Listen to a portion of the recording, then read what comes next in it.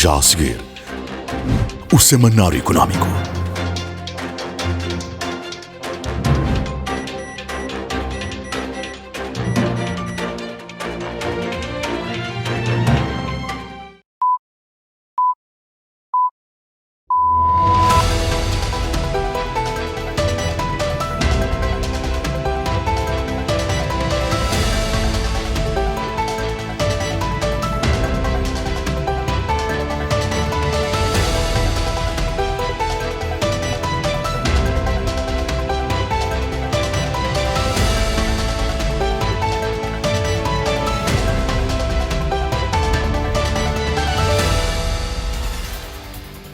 Boa noite, bem-vindo ao Semanário Económico 1/2022. Iniciamos esta nossa trajetória do presente ano, começando por olhar aquilo que é o cenário económico, aquilo que nós temos como projeção, perspectiva, esperança, objetivos e metas do ponto de vista económico para o presente ano, bem assim como a sua execuibilidade, tendo em conta os pressupostos e todo um contexto que marca a economia do nosso país. Como deve-se recordar, em virtude da sua configuração económica, Moçambique apresenta este ano de 2022 problemáticas económicas que carecem do seu devido e competente atendimento em face do perigo que representam para o alcance dos objetivos de crescimento econômico e de desenvolvimento sustentável que é prosseguido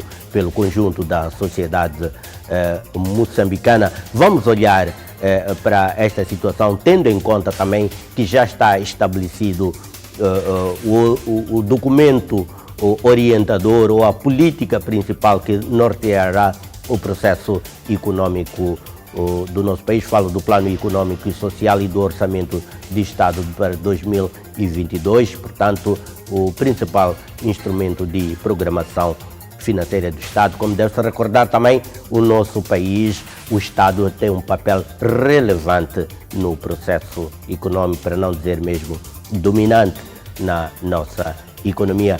Para compulsarmos sobre este quadro, conto com os préstimos do professor universitário, pesquisador e economista Moisés Ciuta, a quem saúde e dou-lhe as boas-vindas ao Semanário Económico.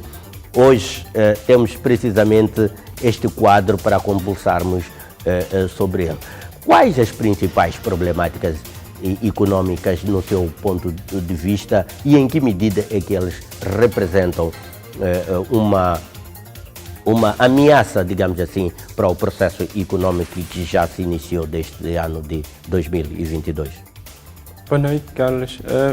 Bom, eu penso que, visto que o ano ainda está a começar, vale a pena refrescarmos alguns desafios de 2021 para pensarmos como será este ano. Então, todos estes fatores não são diretamente econômicos, porque não são causados por variáveis econômicas, mas eles têm impacto em variáveis econômicas. Então, se nós pensarmos no ano econômico que está a começar, podemos ver o que se passou no ano passado e dizer como é que estes fatores vão afetar este ano. Então, é importante pensar neles.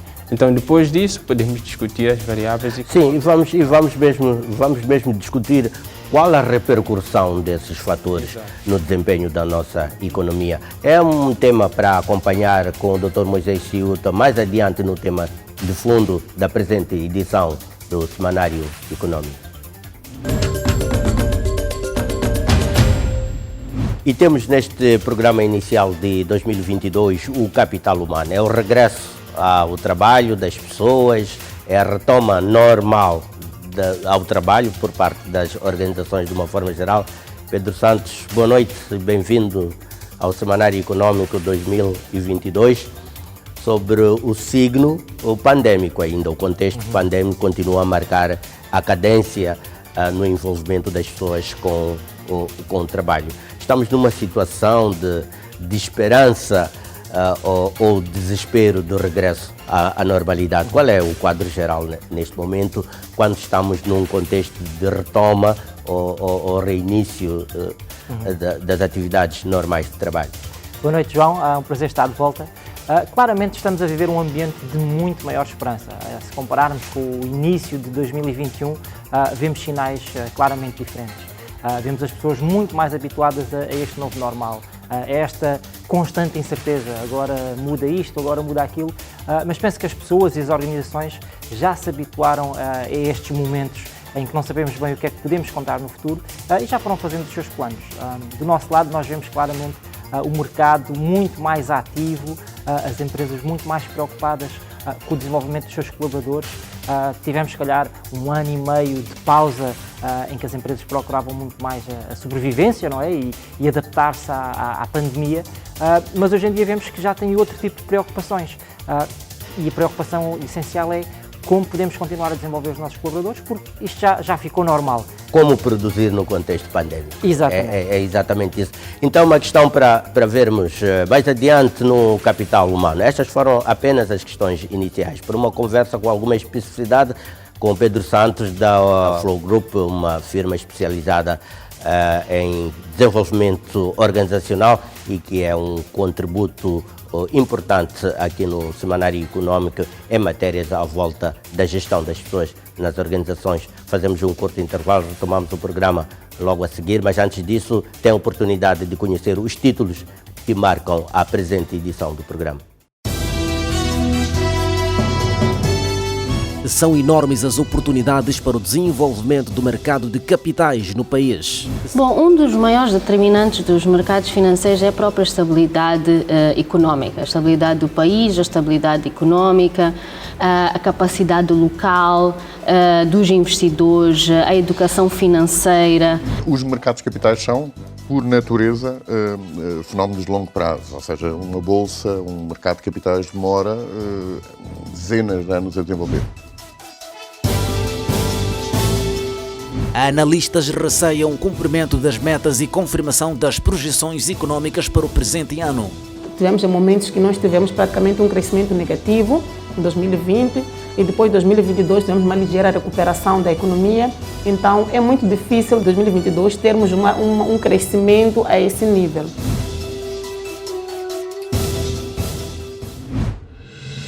Você está com o Semanário Econômico. Vamos conhecer os desenvolvimentos dos títulos preparados para a presente edição do Semanário Econômico. Começamos com o mercado de valores imobiliários, que está ainda com uma posição inexpressiva no panorama do sistema financeiro nacional. Desafios importantes para este setor continuam neste 2022 e de uma forma ainda mais acentuada, com vista a que o setor do nosso mercado de capitais nacional possa efetivamente constituir-se como uma alternativa para a poupança e a alocação eficiente de recursos para florescer o crescimento da economia.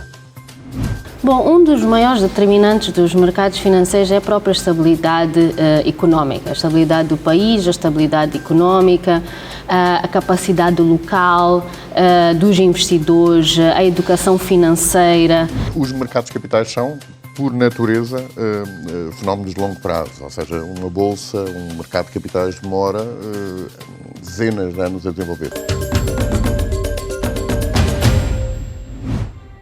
Moçambique entra para este ano de 2022 com um orçamento, o principal instrumento de programação financeira do Estado, o Plano Econômico, Social e Orçamento do Estado, considerado pelos analistas atentos a questões orçamentais públicas, classificado de otimista, mas alertam para a necessidade de realismo nos pressupostos e também nos objetivos e metas que se propõe realizar no conjunto deste ano.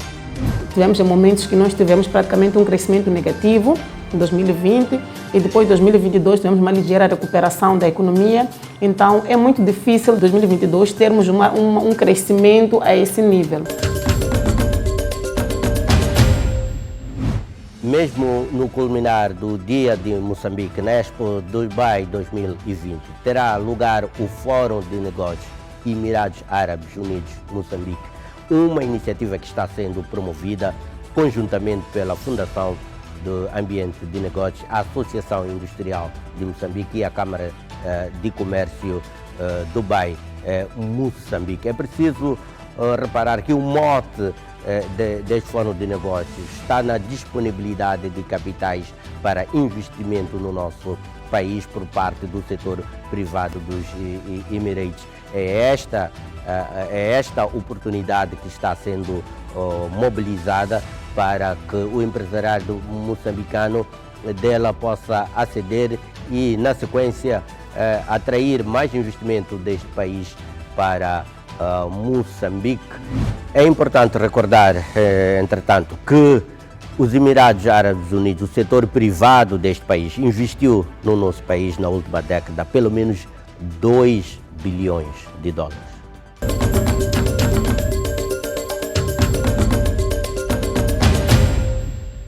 Quais é que são as áreas mais suscetíveis de atrair o interesse dos investidores emirates?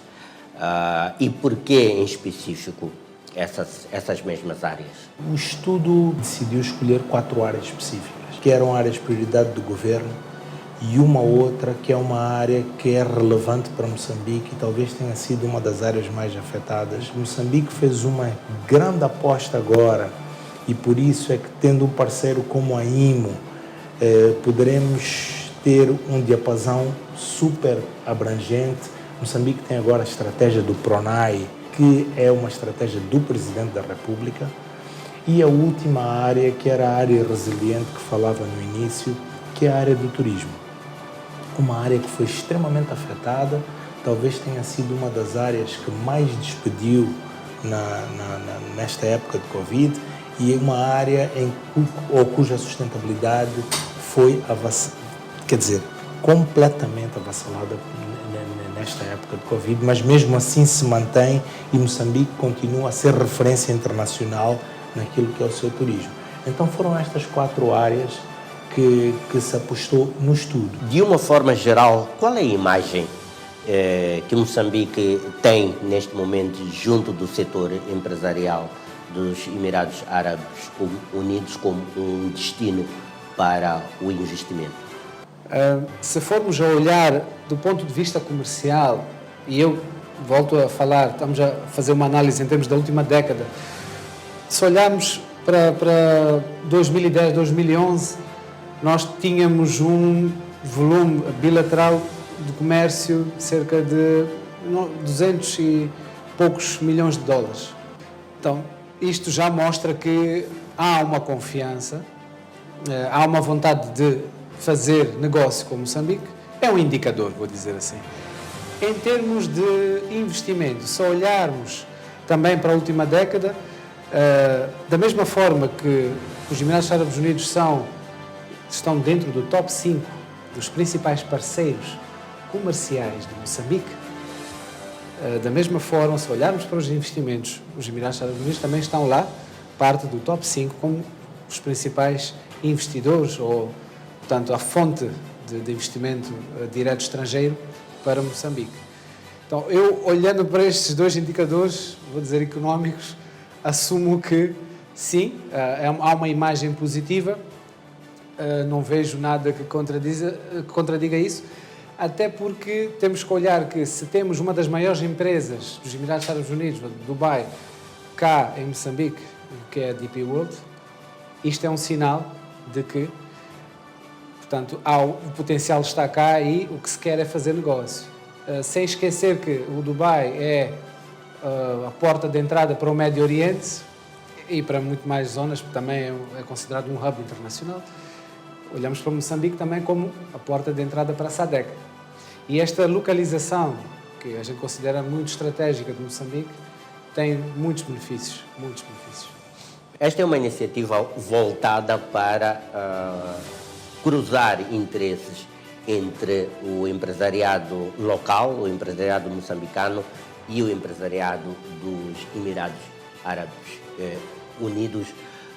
Qual é a mensagem que está sendo ou que se pretende passar localmente para motivar o interesse do empresariado nacional, o empresariado moçambicano, para o aproveitamento desta janela de oportunidade de expor o potencial de parcerias, investimento e negócios com as suas contrapartes dos Emirados.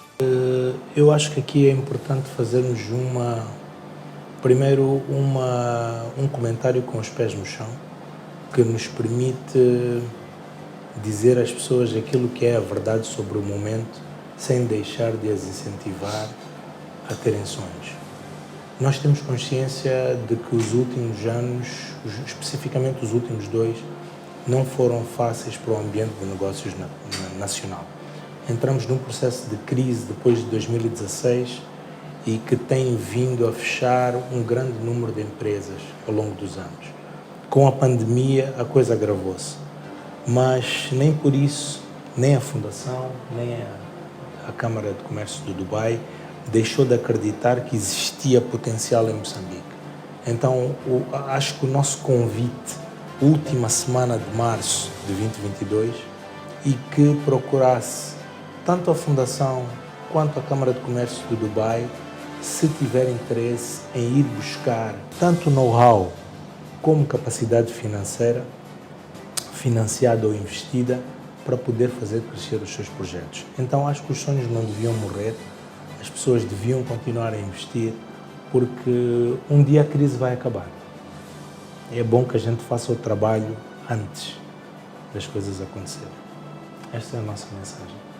Obrigado aos dois, ficamos por aqui e com a expectativa de verem crescidas as relações comerciais, empresariais e económicas entre Moçambique e os Emirados Árabes Unidos e o crescimento, sobretudo, de Moçambique como uma plataforma de investimento para esta região da SADC proveniente desta região das Arábias. Obrigado e até uma próxima oportunidade. Ficamos então por aqui também relativamente a este tema em foco da presente edição do Semanário Econômico. Retomamos o programa logo a seguir ao este curto intervalo, presumo eu que vai acontecer, e retomamos a partir do nosso cenário habitual nos estúdios do Semanário Econômico. Até já.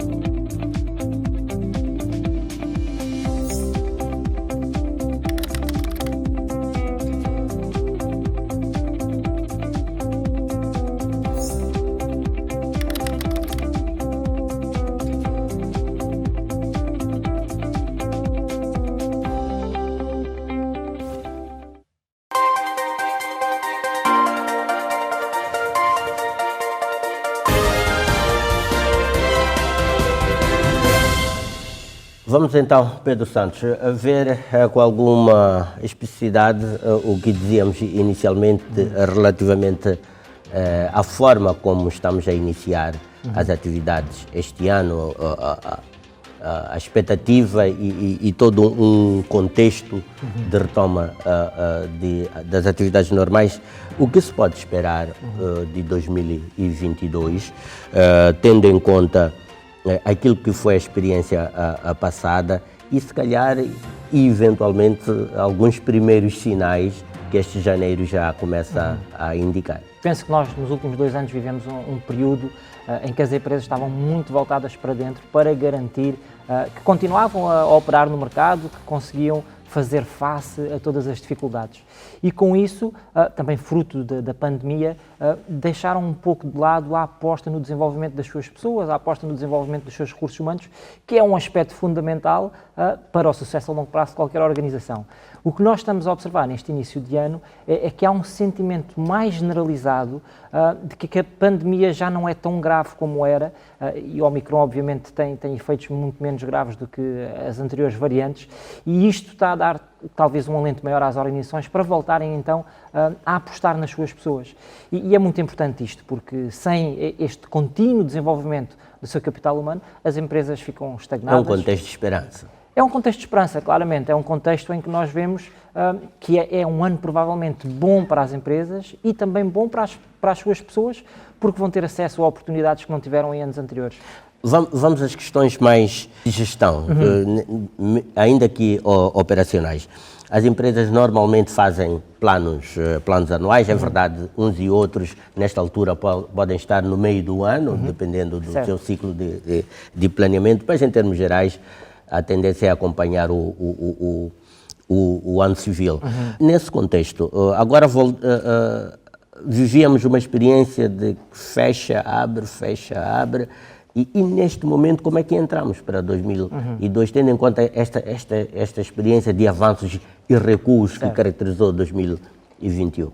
E 2020 também. E 2020 também. Portanto, foram 2 anos em que eu penso que as empresas e as pessoas já se habituaram a um clima de constante incerteza. Ou seja, a cada novo mês nós temos uma comunicação do Presidente que consigo trazem novas medidas e essas medidas podem ou não afetar a vida das organizações. Então, foi normal ao longo destes tempos que agora estamos mais em teletrabalho, agora voltamos mais ao contacto físico. E eu penso que as organizações habituaram-se a isso. Mas há algumas coisas em concreto que podem fazer. Normalmente as empresas fazem o seu plano anual de atividades, juntamente com o seu orçamento, seja no ano civil, seja no ano fiscal, para quem tem o ano a iniciar em abril, mas esse planeamento começou a ficar um pouco, vamos lá, estático face a uma mudança constante.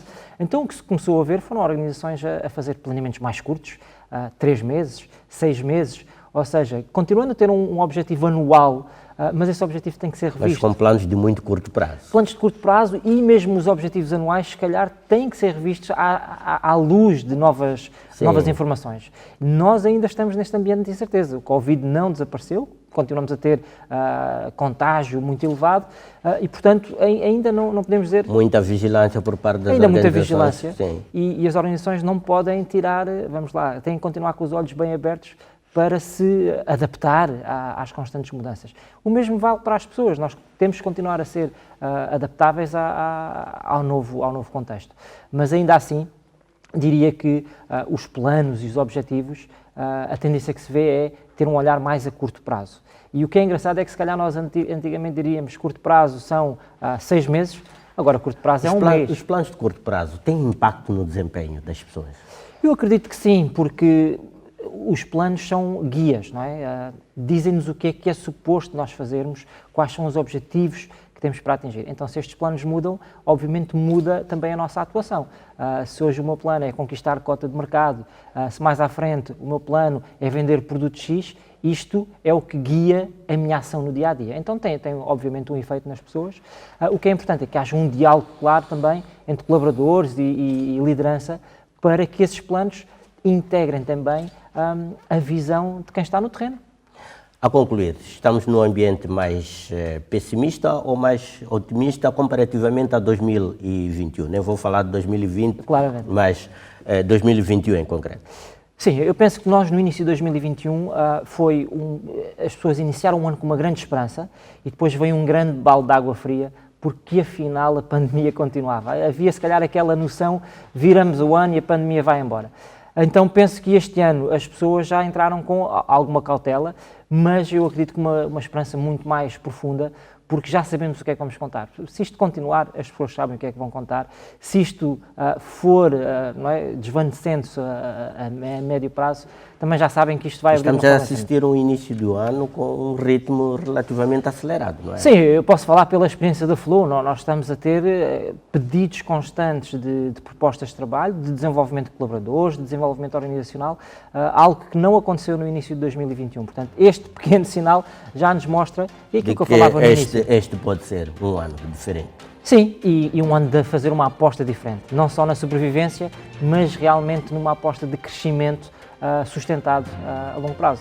Pedro Santos, muito obrigado por estar aqui no Semanário Econômico. Voltaremos então ao longo deste 2022 a trazer aqui algumas ideias, algumas análises sobre o papel e a gestão das pessoas nas organizações. Fazemos agora um curto intervalo. Nós retomamos o programa logo a seguir. Pedro Santos, boa noite e até a próxima. Muito obrigado.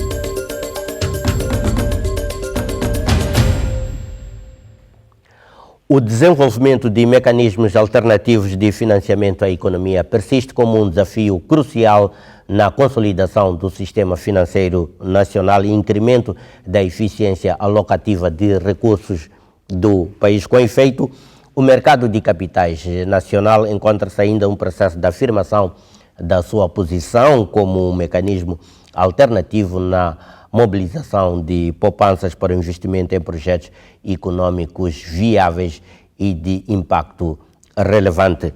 Com pouco mais de dezena de empresas cotadas no mercado de valores mobiliários nacionais, apresenta esta uma capitalização bolsista de cerca de 120 mil milhões de meticais, aproximadamente 1,9 mil milhões de dólares e cerca de 18% do produto interno bruto do país, quando as melhores praças financeiras de África, designadamente África do Sul, Marrocos e Egito, apresentam uma capitalização bolsista acima dos 30 bilhões de dólares. O relativo atraso do desenvolvimento do mercado de capitais constitui um facto evidente e sobejamente conhecido.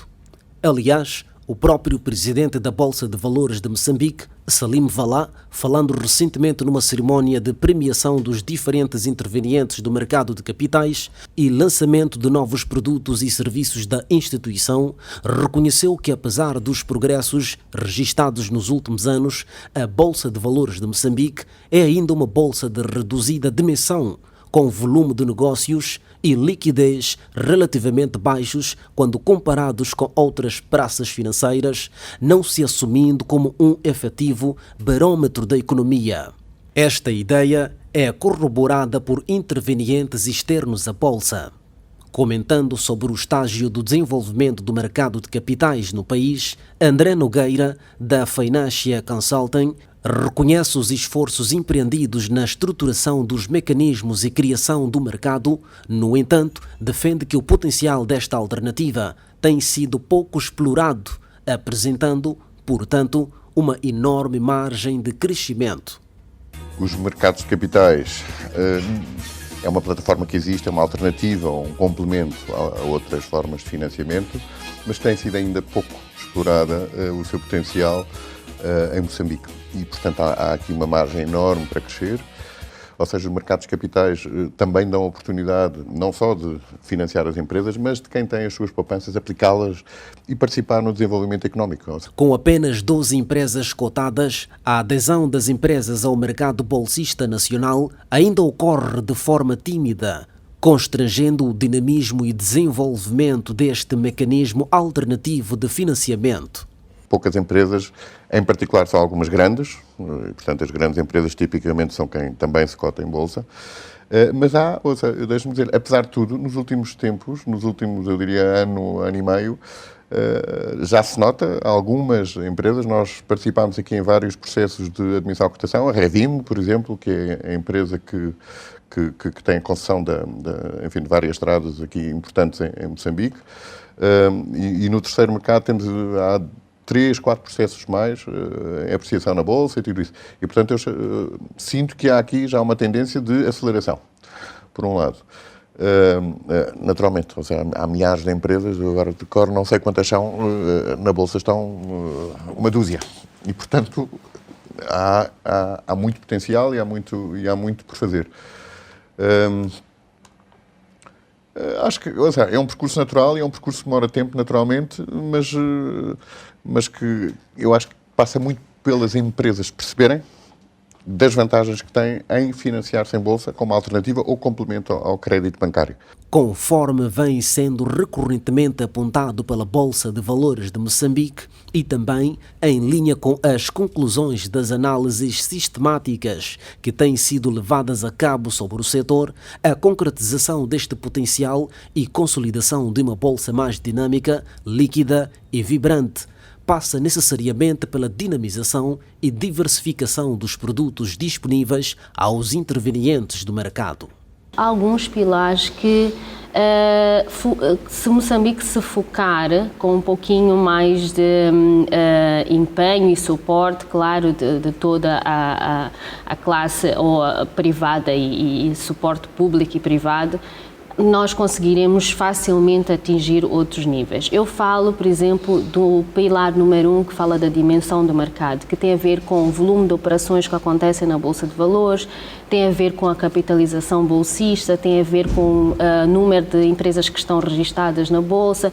Então, se nós nos focarmos nisso, se nós conseguirmos melhorar ou aumentar a quantidade de empresas que estão registadas na Bolsa, se nós conseguirmos melhorar o volume de atividade na Bolsa de Valores, a capitalização bolsista, diversificar os produtos. Nós, neste momento, temos, em termos de mercado de capitais, temos apenas 3 produtos, que são as ações, as obrigações de tesouro e as obrigações corporativas ou papéis comerciais.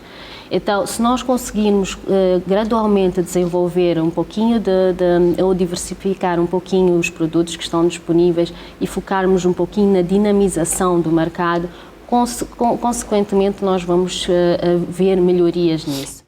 Entretanto, é preciso ter em conta que o desenvolvimento do referido potencial é um processo de longo prazo e, portanto, precisa de tempo para a sua maturação. E nós temos um longo caminho para seguir. Se nós olharmos para uma economia como a sul-africana, que é a nossa vizinha, temos ainda um caminho para seguir. Mas se nós verificarmos como nós estávamos e como nós estamos hoje, vê-se de facto muitos progressos. Os mercados de capitais são, por natureza, fenómenos de longo prazo, ou seja, uma bolsa, um mercado de capitais demora dezenas de anos a desenvolver-se. E, portanto, Moçambique, a Bolsa de Moçambique tem ainda é um bebê comparado com outras bolsas e outros mercados mais desenvolvidos. É um mercado incipiente, basicamente. Ainda, sim. O que tem a vantagem também de poder crescer nos próximos tempos e ganhar preponderância e o seu espaço próprio. Trata-se de uma realidade que se verifica não só ao nível do mercado de capitais nacional, mas em todos os segmentos do mercado financeiro de boa parte dos países africanos. Bom, nós temos os nossos mercados financeiros são muito incipientes de uma maneira geral. Se nós formos ver, por exemplo, a África do Sul é o que domina em maior parte, por exemplo, neste estudo em particular, são 6 pilares que são analisados e a África do Sul dominou em 2017 os 6 pilares no início do estudo. Hoje em dia já não domina em todos eles, há pilares em que há outras economias africanas a dominar, por exemplo, a Namíbia, Maurícias. Mas a nossa economia, de uma maneira geral, a economia africana, tem ainda muito para evoluir se nós olharmos para uma economia europeia ou mesmo os Estados Unidos. Ou asiática. Então há muito caminho para seguir, mas é preciso perseguir esse caminho. Moçambique inicia o ano com um orçamento classificado como otimista pelos analistas atentos às questões orçamentais públicas.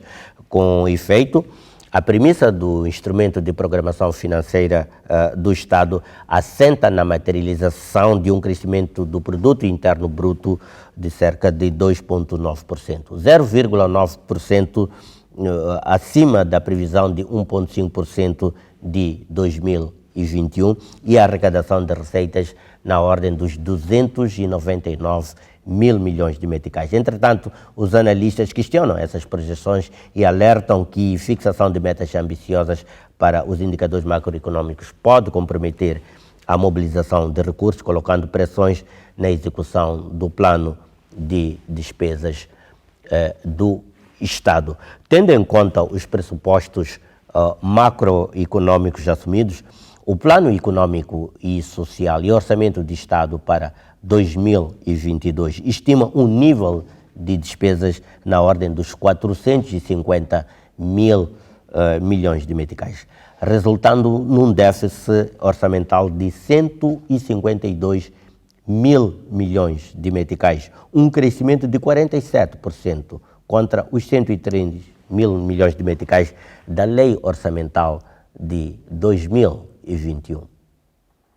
Em tempos de crise, os orçamentos têm tendencialmente refletido políticas fiscais expansionistas, assentes em pressupostos macroeconômicos frágeis devido ao declínio da atividade econômica.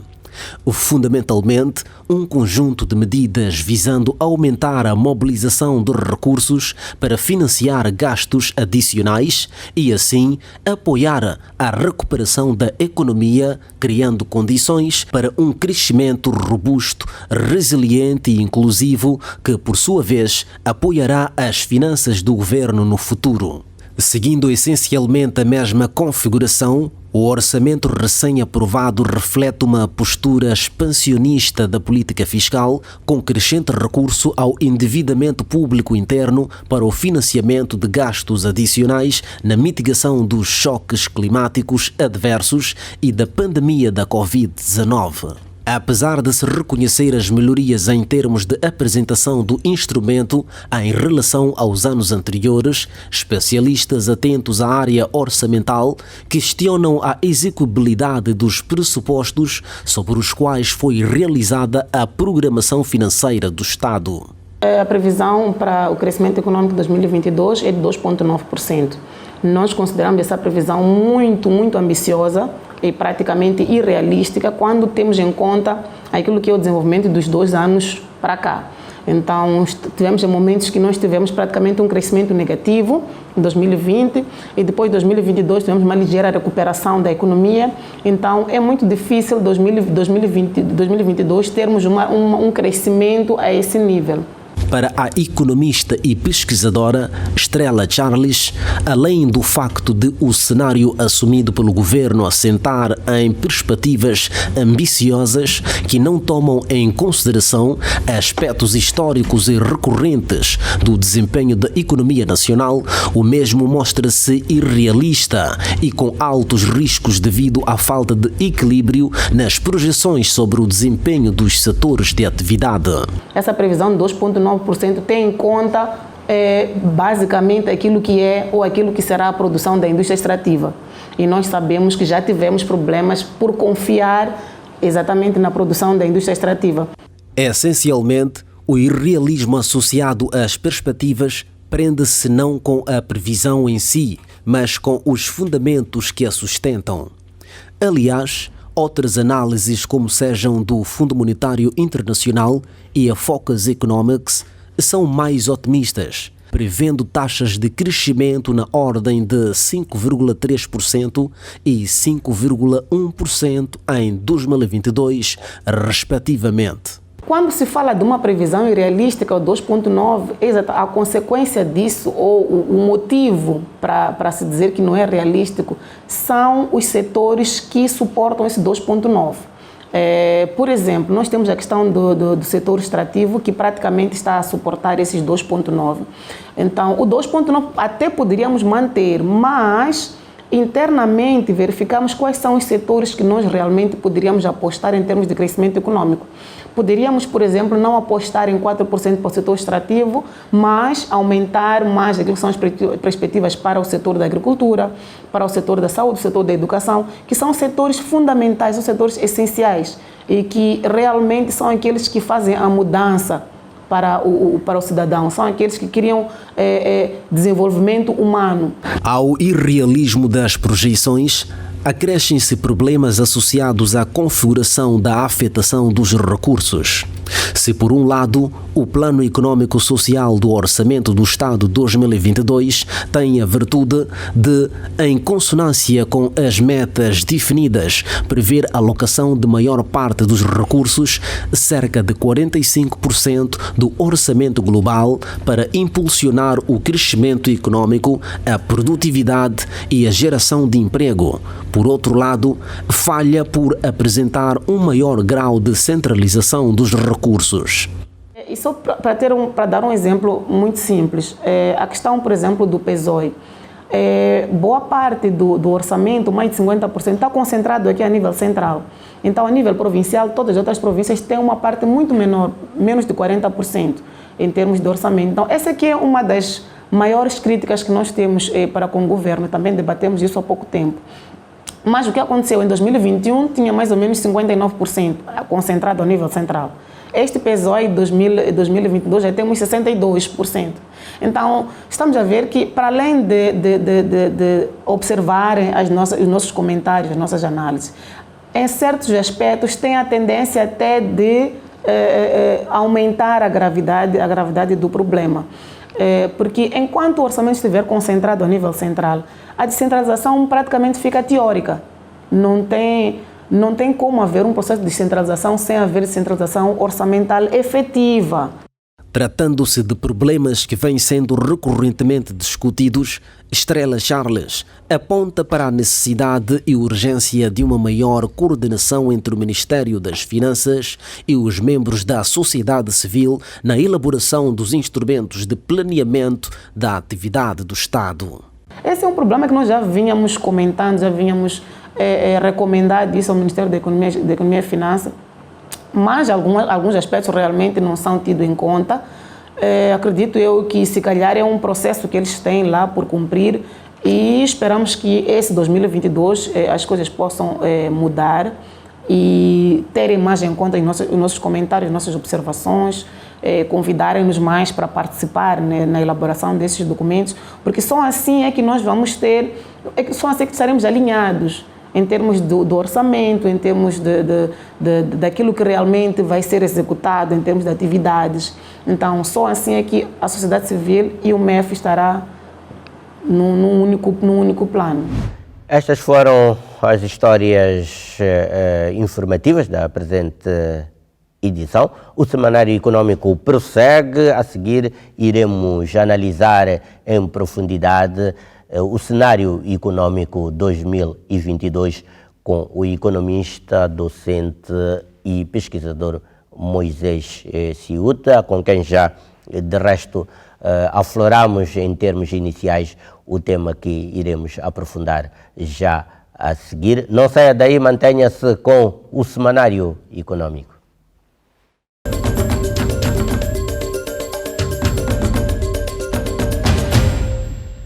Há um banco em Moçambique que abre caminho para o desenvolvimento do país. Ajuda Moçambique a andar para a frente, construindo as ligações para o futuro. Respeita o potencial dos recursos naturais, colocando-os ao serviço dos moçambicanos. Pulsa com a energia da nossa terra, fazendo-a crescer com mais eficiência. Semeia a esperança, preparando um futuro próspero. Promove a inovação, dinamizando a economia e criando novas oportunidades de negócio.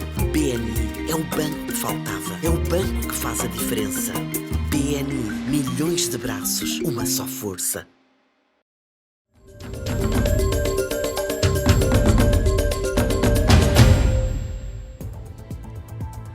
Vamos então ao tema de fundo. Como deve-se recordar, referimos-nos na abertura do nosso programa que Moçambique apresenta problemáticas económicas importantes que podem condicionar todo um processo e expectativas económicas existentes para este ano de 2022. Muito em virtude da configuração económica que o país apresenta, que continua, portanto, a expor essas problemáticas económicas que, por sua vez, demandam uma competente atendimento do ponto de vista de políticas e outras medidas de estímulo econômico ou de mitigação desses problemas. Olhamos também para um passado recente de 2021 em concreto e ficamos a saber que 2022 será um ano ainda mais exigente nessa perspectiva e que passará também por exigir a tomada de medidas que possam inverter a tendência e colocar o país numa rota de crescimento econômico e desenvolvimento econômico e social sustentável. tive a oportunidade também de apresentar o Dr. Moisés Ciuta, professor universitário, pesquisador, economista, que vai conosco compulsar então sobre o cenário econômico 2022.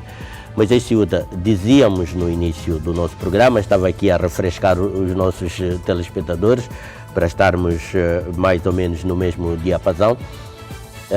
Dizíamos no início do programa que entramos para este ano de 2022 fundamentalmente com três, digamos assim, desafios econômicos que enumerou: a continuidade da Covid e os desafios que coloca ainda nos esforços de vacinação. São 40 pessoas de um total, 40% de um total de 17 milhões que já tomaram pelo menos a primeira dose. Também olhamos, fizemos referência às questões climatéricas que já se começam a fazer sentir, portanto, os problemas climatéricos em Moçambique tendem a ser recorrentes, a ser cíclicos, na verdade, o que representa também um desafio econômico. Falamos da questão da paz e segurança, a questão da estabilidade ou a instabilidade, os conflitos violentos no centro e norte. Eu gostaria que se referisse, já que estamos no setor privado, estamos em 2022, as perspectivas econômicas para o setor privado devem considerar designadamente estes obstáculos que são derivados dos próprios desafios econômicos. De que forma concreta é que o setor privado poderá ser afetado?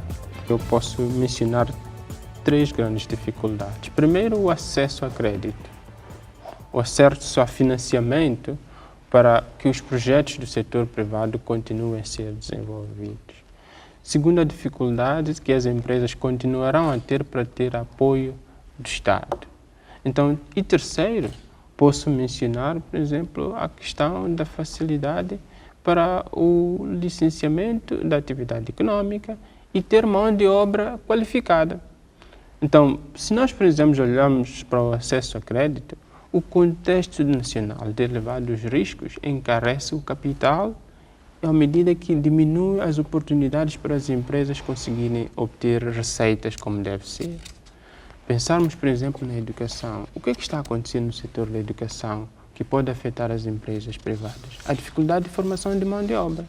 Hoje as crianças vão 2 dias por semana à escola. Então, essa é uma grande perda, atrasa o processo de desenvolvimento de capital humano para as empresas. Então, isto vai dar alguns desses exemplos. Agora, se nós, por exemplo, olharmos para o governo, o que é que nós podemos pensar dos impactos do governo? O nosso Estado, como não tem dinheiro, gasta mais do que recebe. Então, surge o déficit e daí a dívida pública. Como é que estas variáveis todas vão se comportar? Como é que o Estado vai alterar este quadro e passar a ter mais receitas? Bom, existem várias... Para financiar o seu funcionamento, obviamente. Aqui, em parte, cabe muito ao governo decidir o que fazer. Mas, do ponto de vista econômico, o Estado pode decidir ou mexer na receita ou mexer na despesa. Se nós, por exemplo, dissermos que o Estado vai mexer na receita, nós podemos dizer, olha, o que é que o Estado tem feito nos últimos anos? O Estado tem feito muito esforço para arrecadar mais receitas, mas tem sido em detrimento do crescimento do setor privado. Isso não é bom, não é? Então, por quê? Porque se o Estado quer ter mais dinheiro, o setor privado deve crescer. Então, não é sufocando o setor privado que o Estado consegue ter mais receita. A expansão das receitas públicas depende do crescimento da economia. Significa, por exemplo, agora, o Estado pode reconhecer as dificuldades que tem em manter elevados níveis de despesa e dizer, olha, vou adotar uma política de cortar gastos, por exemplo. Não é? Então, se corta gastos, significa que o Estado cria espaço para o setor privado respirar conseguir florescer, implementar investimentos que gerem mais empregos, gerem mais produção e o Estado aí consegue arrecadar através dos impostos. Então, essa é uma das formas. Mas também o Estado agora pode optar por mecanismos que permitam expandir aquilo que é a sua base tributária, identificar sítios onde não cobra definitivamente nenhum imposto e cobrar impostos, não é? E permitir que certos setores produtivos não tenham mais carga fiscal. Por exemplo, o crescimento da dívida interna.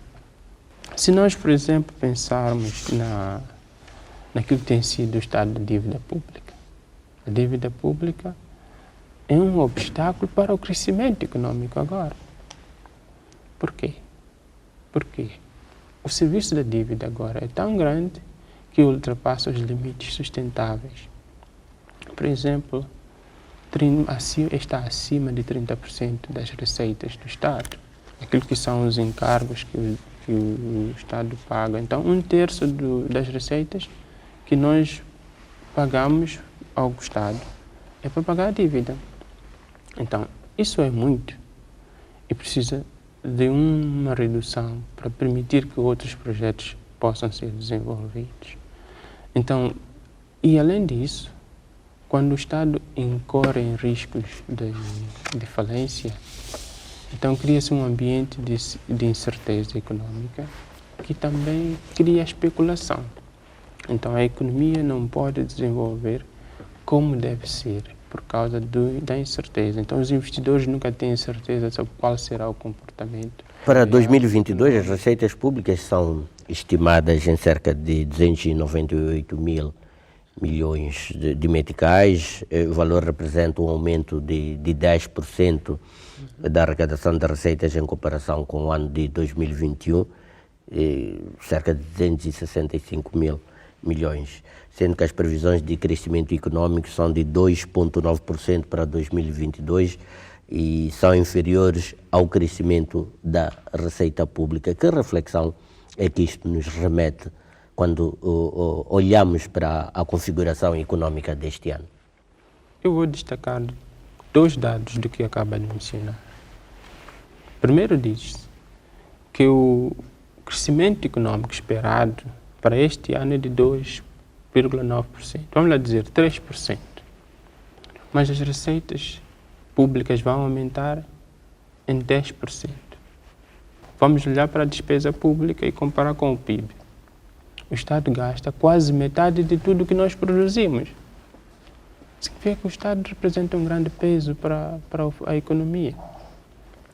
Relativamente à despesa pública, também temos esta evidência de que a mesma está sendo pressionada para aumentar, digamos assim, os desafios econômicos, apesar da necessidade da redução dos gastos do governo. Para este ano a despesa está fixada em 450 mil milhões de meticais, representando um aumento de 22%. Passamos ao de leve por cima desta realidade, mas esta é uma realidade que diz muita coisa, efetivamente, quando se faz uma análise econômica de uma realidade político-social, que é um país, que é uma sociedade como Moçambique. Que desafios é que esta questão da despesa pública está a apresentar concretamente para o país, particularmente para este ano que agora se inicia? Eu acho que existe uma necessidade do governo se preparar melhor, através da criação, por exemplo, de poupança. Nós temos uma maneira de pensar, dizer, olha, poupança é só para quem tem muito e sobra. Não é assim que é poupança. Poupança é para quem sabe dos desafios que o amanhã traz. Então, o que é que vem em 2023? O que é que há de vir nos próximos meses de 2022? Não sabemos. Então, existe aqui uma necessidade do Estado de constituir provisões, dizer, olha, nos próximos anos tem que resolver o problema da dívida. nos próximos anos, tem que criar poupança suficiente para que possa investir e ter retorno. Olhamos ainda nesta análise, olhamos para outra variável, déficit e endividamento público. O aumento da despesa maior que os da receita, que tem gerado o crescimento de déficit recorrente e pressões sobre a dívida pública. Nas perspectivas deste ano, quais são as implicações concretas disso? As implicações do déficit e da dívida sobre variáveis econômicas têm a ver com o aumento do custo de vida por causa do aumento do nível de preços. Neste caso, estou a falar da inflação. Por exemplo, quando o Estado fixa um déficit muito alto, depois vai ao mercado financeiro, tira dinheiro, significa, por exemplo, que um Antônio, um Carlos, uma empresa XY que quer produzir tomate para vender no mercado, não vai ter dinheiro porque os juros estarão muito mais altos. Então, vamos continuar a importar tomate na África do Sul. Quando isso acontece, o tomate fica sempre caro. Por quê? Porque a oferta da economia não responde àquilo que é as necessidades da população. Quanto mais se procura um bem, mais caro ele é. Esse é o princípio econômico. Além disso, quanto mais vamos à procura de rantes para comprar tomate fora, mais barato fica o metical. E sobe o preço do tomate para nós aqui. Tão simples, não é? Então, estou a falar de preços, taxa de câmbios. Mas agora podemos ir ao Banco de Moçambique. O Banco de Moçambique diz, olha, por causa dos níveis de sustentabilidade, de dívida e do risco da dívida soberana, a taxa de juros de referência fica X. Quanto maior a dívida do Estado, mais elevadas são as taxas de juros. Mais difícil é ter crédito. Então, aí já fica a dificuldade que o setor privado tem. Mas a economia só cresce se este setor conseguir respirar. Tentemos, depois da análise sobre estes aspectos, dimensões e variáveis econômicas que são impactados por uma série de medidas ou ausência de medidas, vamos tentar fazer uma síntese. Parece que temos um processo econômico no qual temos um governo em camisa de força e não se percebe muito bem como se desembaraçar dessas camisas de força, libertar-se dessas correntes e poder encontrar uma via de crescimento econômico sustentado e continuado ao longo do tempo. Como se poderá, tendo em conta esta realidade, estivemos aqui a analisar, podíamos ter trazido uma série de exemplos, né? O tempo não nos permite tanto, mas qual é a ruptura necessária que é preciso fazer para fazer florescer o setor privado, fazer crescer a economia, dar sustentabilidade ao crescimento econômico e corrigirmos uma série de ineficiências que temos no nosso processo econômico? Olhando para o orçamento público e comparando com a produção da economia, podemos ter uma noção básica, que é a seguinte: o Estado moçambicano representa um grande bolo para aquilo que nós produzimos. Quase 50% da despesa do Estado, toda a despesa do Estado representa metade de tudo que nós produzimos. Então, é um momento para o Estado, por exemplo, dizer, olha, já chega, e refrear certos gastos que tem feito. Libertar recursos para o crescimento do setor privado e o Estado gerar poupanças. É uma revisão do papel do Estado na economia que está a sugerir, fundamentalmente. Exatamente. É como uma medida para termos esta situação de mais sustentabilidade. É isso. Temos que rever. Nós já temos uma experiência falhada de uma economia centralmente planificada. Não foi por acaso que tivemos o pré, temos as várias reestruturações que o país tem passado. Precisamos discutir qual é o papel do Estado. É providenciar bens e serviços? Como tem sido? Provavelmente não.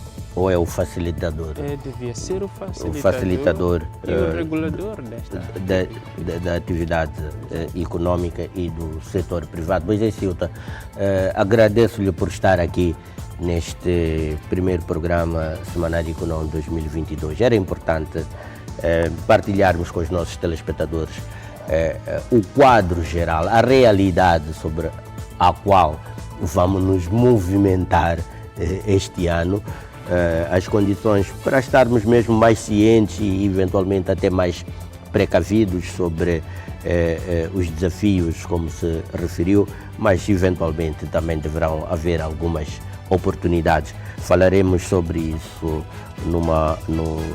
nos próximos programas para, no específico, vermos o comportamento de determinados setores na perspectiva de ver como é que eles podem se desembaraçar e ter o caminho do florescimento. Mais uma vez, obrigado e até uma próxima oportunidade. Para si também, é o ponto final à presente edição do Semanário Econômico. Da nossa parte, resta-nos mesmo despedir e renovar o convite para o próximo encontro, quarta-feira, logo após o telejornal, aqui na televisão de Moçambique. Boa noite e bom 2022.